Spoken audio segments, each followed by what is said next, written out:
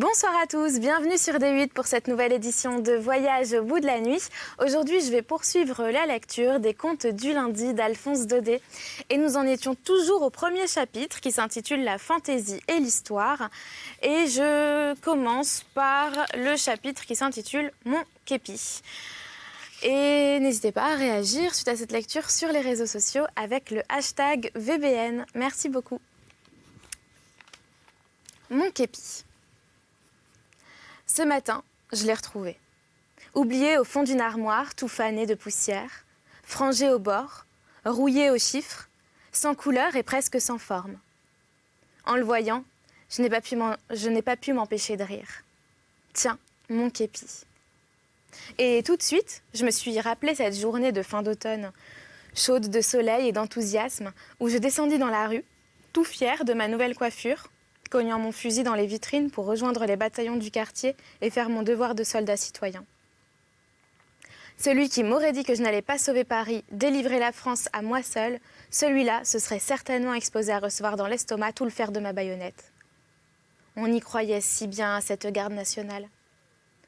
Dans les jardins publics, dans les squares, les avenues, au carrefour, les compagnies se rangeaient, se numérotaient, alignant les blouses parmi les uniformes, des casquettes parmi les képis. Car la hâte était grande. Nous autres, chaque matin, nous nous réunissions sur une place aux arcades basses, aux larges portes, toutes pleines de brouillard et de courants d'air. Après les appels, ces centaines de noms enfilés dans un chapelet grotesque, l'exercice commençait. Les coudes au corps, les dents serrées, les sections partaient au pas de course. Gauche-droite, gauche-droite. Et tous les grands, les petits, les poseurs, les infirmes, ceux qui portaient l'uniforme avec des souvenirs ambigus, les naïfs empêtrés de hautes ceintures bleues qui leur faisaient des tournures d'enfants de cœur, nous virions tout autour de notre petite place avec un entrain, une conviction. Tout cela eût été bien ridicule, sans cette basse profonde du canon.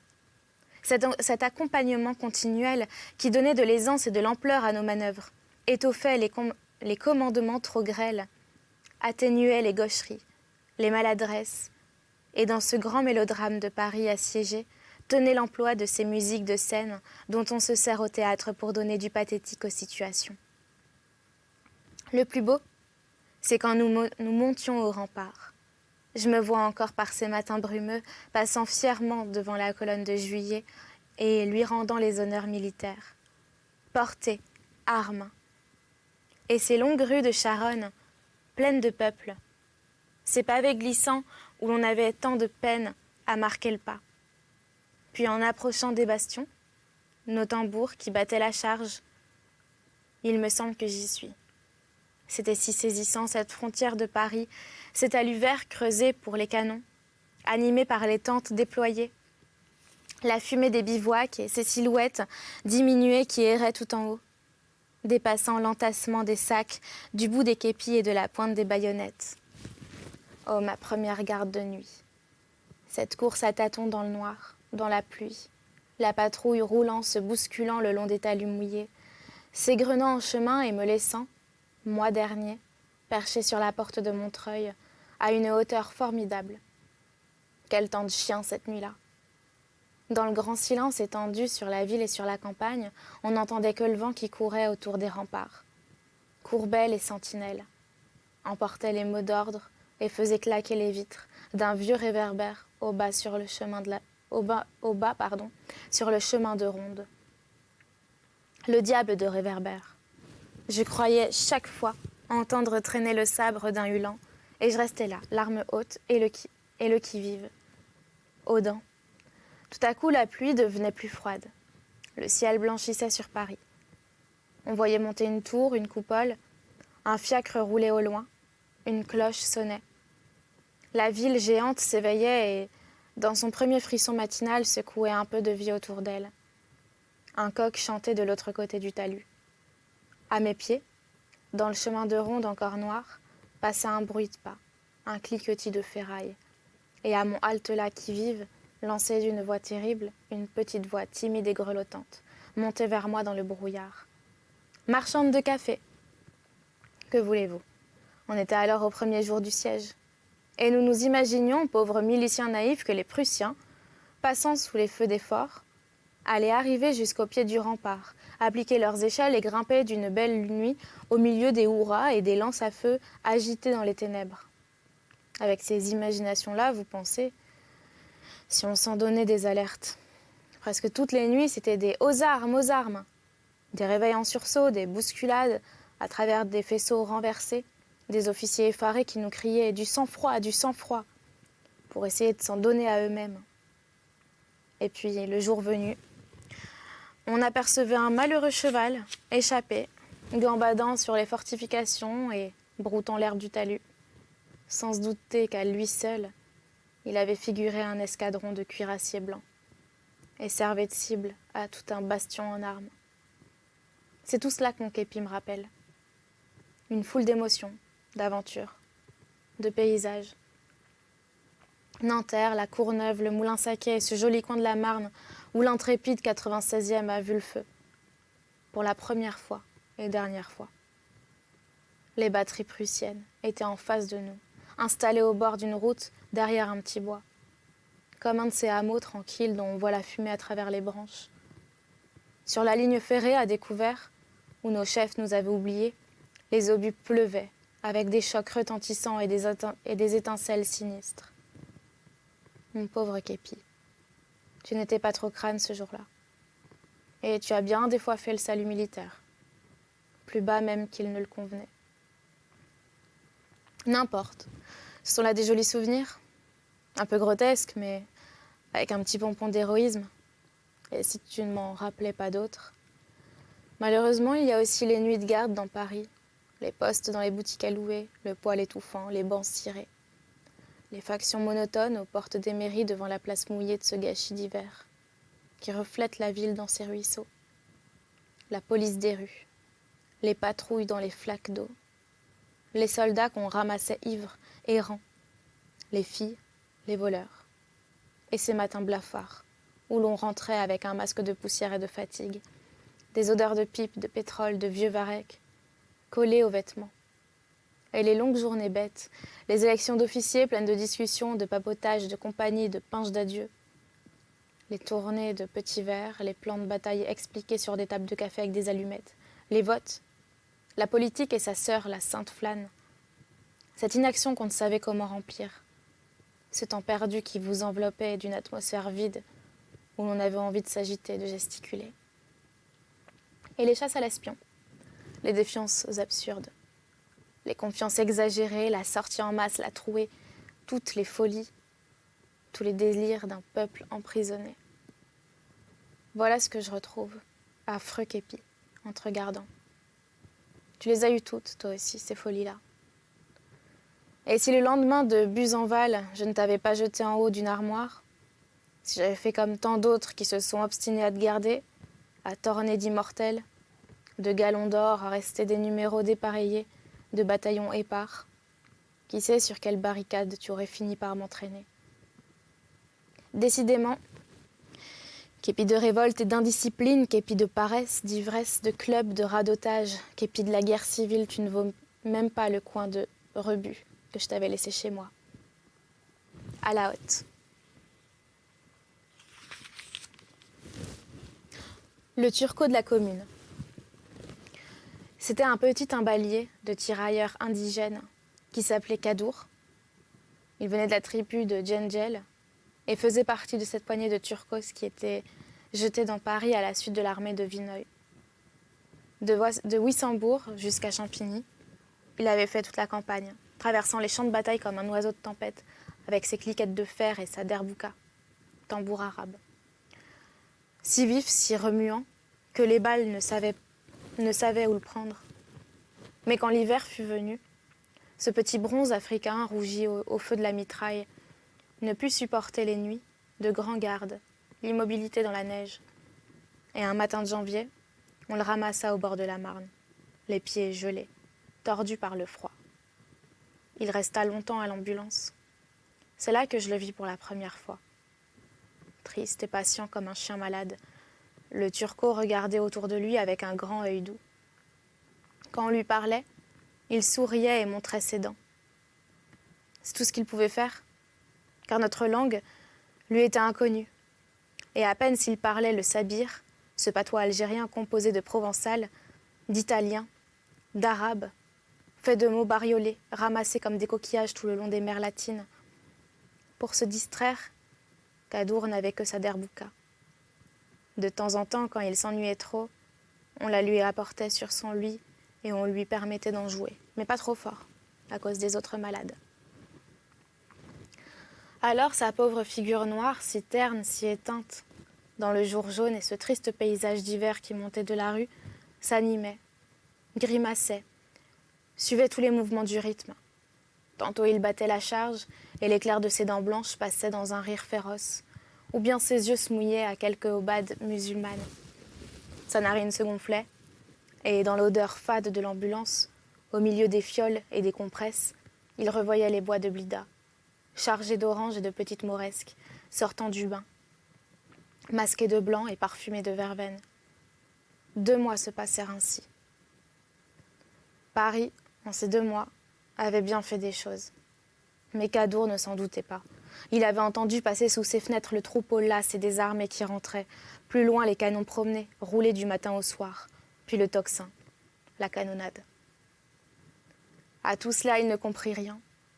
Sinon qu'on était toujours en guerre et qu'il allait pouvoir se battre, puisque ses jambes étaient guéries. Le voilà parti, son tambour sur le dos, en quête de sa compagnie. Il ne chercha pas longtemps. Des fédérés qui passaient l'emmenèrent à la place. Après un long interrogatoire, comme on n'en pouvait rien tirer que des Bono Bézef, Makache Bono, le général de ce jour-là finit par lui donner 10 francs, un cheval d'omnibus, et l'attacha à son état-major. Il y avait un peu de tout dans ces états-majors de la commune. Des souquenilles rouges, des mantes polonaises, des justaucorps hongrois, des vareuses de marins et de l'or, du velours, des paillons, des chamarrures. Avec sa veste bleue brodée de jaune, son turban, sa derbouka, le turco vint compléter la mascarade, tout joyeux de se trouver en si belle compagnie, grisé par le soleil. La canonnade, le train des rues, cette confusion d'armes et d'uniformes, persuadé d'ailleurs que c'était la guerre contre la Prusse qui continuait avec je ne sais quoi de plus vivant, de plus libre, de déserteurs sans le savoir, se mêla naïvement à la grande bacchanale parisienne et fut une célébrité du moment. Partout sur son passage, les fédérés l'acclamaient, lui faisaient fête. La commune était si fière de la voir qu'elle le montrait, l'affichait, le portait comme une cocarde. 20 fois par jour, la place l'envoyait à la guerre à l'hôtel de ville, car enfin, on leur avait tant dit que leurs marins étaient de faux marins, leurs artilleurs de faux artilleurs. Au moins, celui-là était bien un vrai turco. Pour s'en convaincre, on n'avait qu'à regarder cette frimousse éveillée de jeunes singes et toute la sauvagerie de ce petit corps s'agitant sur son grand cheval dans les voltiges de la Fantasia. Quelque chose pourtant manquait au bonheur de Kadour. Il aurait voulu se battre, faire parler la poudre. Malheureusement, sous la Commune, c'était comme sous l'Empire. Les états-majors n'allaient pas souvent au feu. En dehors des courses et des parades, le pauvre Turco passait son temps sur la place Vendôme ou dans les cours du ministère de la Guerre, au milieu de ces camps désordonnés, pleins de barils d'eau-de-vie, toujours en Perse, de tonnes de lard défoncées, de ripailles en plein vent où l'on sentait encore tout l'affamement du siège. Trop bon musulman pour prendre part à ces orgies. Kadour se tenait à l'écart, sobre et tranquille, faisait ses ablutions dans un coin, son couscous avec une poignée de semoule. Puis, après un petit air de derbouka, il se roulait dans son burnous et s'endormait sur un perron, à la flamme des bivouacs. Un matin du mois de mai, le Turco fut réveillé par une fusillade terrible. Le ministère était en émoi. Tout le monde courait, s'enfuyait. Machinalement, il fit comme les autres, sauta sur son cheval et suivit l'état-major. Les rues étaient pleines de clairons, affolés, de bataillons en débandade. On dépavait, on barricadait. Évidemment, il se passait quelque chose d'extraordinaire. À mesure qu'on approchait du quai, la fusillade était plus distincte, le tumulte plus grand. Sur le pont de la Concorde, Kadour perdit l'état-major. Un peu plus loin, on lui prit son cheval. C'était pour un képi à 8 galons très pressé d'aller voir ce qui se passait à l'hôtel de ville. Furieux, le Turco se mit à courir du côté de la bataille. Tout en courant, il armait son chassepot. Pour lui, c'étaient les Prussiens qui venaient d'entrer. Déjà, les balles sifflaient autour de l'obélisque, dans le feuillage des Tuileries. À la barricade de la rue de Rivoli, des vengeurs de Flourin l'appelèrent. « Hé, Turco !» Il n'était plus qu'une douzaine, mais Cadour, à lui seul, valait toute une armée. Debout, sur la barricade, fier et voyant comme un drapeau, il se battait avec des bonds, des cris, sous une grêle de mitraille. À un moment, le rideau de fumée qui s'élevait de terre s'écarta un peu, entre deux canonnades, et lui laissa voir des pantalons rouges massés dans les Champs-Élysées. Ensuite, tout redevint confus. Il crut s'être trompé et fit parler la poudre de plus belle. Tout à coup, la barricade se tut. Le dernier artilleur venait de s'enfuir en lâchant sa dernière volée. Le Turco, lui, ne bougea pas. Embusqué, prêt à bondir, il ajusta solidement sa baïonnette et attendit les casques à pointe. C'est la ligne qui arriva. Dans le bruit sourd du pas de charge, les officiers criaient « Rendez-vous !» Le Turco eut 1 minute de stupeur, puis s'élança le fusil en l'air. Vaguement, dans son idée de sauvage, il se figurait que c'était là, cette armée de délivrance, fait d'herbe ou Chanzy, avec les Parisiens, qui attendaient depuis si longtemps. Aussi, comme il était heureux. Comme il leur riait de toutes ses dents blanches. Et en un clin d'œil, la barricade fut envahie. On l'entoure, on le bouscule. Fais voir ton fusil. Son fusil était encore chaud. Fais voir tes mains. Ses mains étaient noires de poudre. Et le Turco les montrait fièrement, toujours avec son bon rire. Alors on le pousse contre un mur. Et il est mort, sans y avoir rien compris. Le concert de la 8e. Tous les bataillons du Marais du faubourg Saint-Antoine campaient cette nuit-là dans les baraquements de l'avenue Daumesnil. Depuis 3 jours, l'armée de Ducrot se battait sur les hauteurs de Champigny. Et nous autres, on nous faisait croire que nous formions la réserve.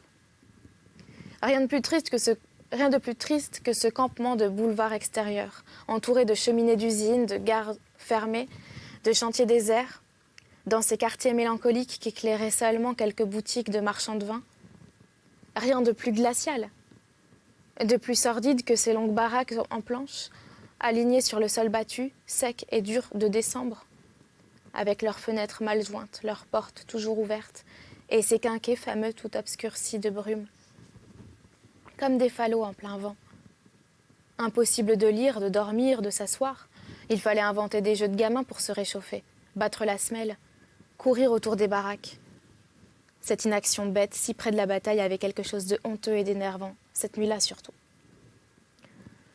Bien que la canonnade eût cessé, on sentait qu'une terrible partie se préparait là-haut. Et de temps en temps, quand les feux électriques des forts atteignaient ce côté de Paris, dans leur mouvement circulaire, on voyait des troupes silencieuses, massées au bord des trottoirs, d'autres qui remontaient l'avenue en nappes sombres et semblaient ramper à terre, rapetissés par les hautes colonnes de la place du Trône. J'étais là, tout glacé, perdu dans la nuit de ces grands boulevards. Quelqu'un me dit « Venez donc voir la 8e. Il paraît qu'il y a un concert. » J'y allais. Chacune de nos compagnies avait sa baraque. Avec celle de la 8e, mais celle de la 8e était bien mieux éclairée que les autres et bourrée de monde.